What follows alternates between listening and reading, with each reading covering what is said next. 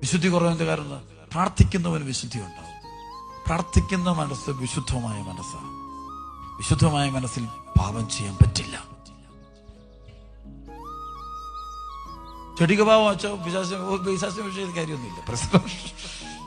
കാരണം നിങ്ങൾ പ്രാർത്ഥിക്കുന്ന ഗെത്സമേൻ പ്രാർത്ഥന പഠിച്ചു തുടങ്ങിപ്പോയിരുന്ന് പ്രാർത്ഥിക്കുക, തനിച്ചിരുന്ന് പ്രാർത്ഥിക്കുക, ആഗ്രഹിക്കുക.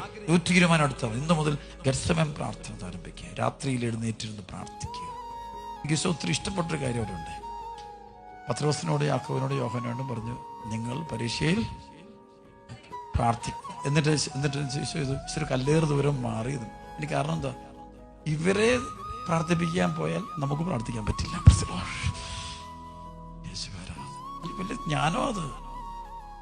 ചിലപ്പോൾ വീട്ടിലെ ഭർത്താവ് പ്രാർത്ഥിച്ചെന്ന് വരില്ല, മക്കള് പ്രാർത്ഥിച്ചെന്ന് വരില്ല.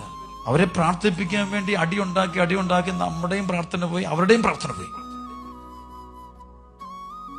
കേൾക്കുന്നുണ്ടോ? സ്തുതിക്കുന്നു. നേരെ മറിച്ച് ഈശോ ചെയ്യുന്നത്, അവരോട് പ്രാർത്ഥിക്കാൻ പറഞ്ഞു. എന്നിട്ട് ഈശോ മുന്നോട്ട് ഒരു കല്ലേറ് ദൂരം മാറി.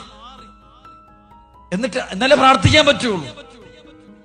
അതായത് എന്റെ കൂടെയുള്ളവർ പ്രാർത്ഥിച്ചാലും പ്രാർത്ഥിച്ചില്ലാലും ഞാൻ പ്രാർത്ഥിക്കും. എന്റെ കൂടെയുള്ളവരെ പ്രാർത്ഥിച്ചാലും പ്രാർത്ഥിച്ചില്ലാലും ഞാൻ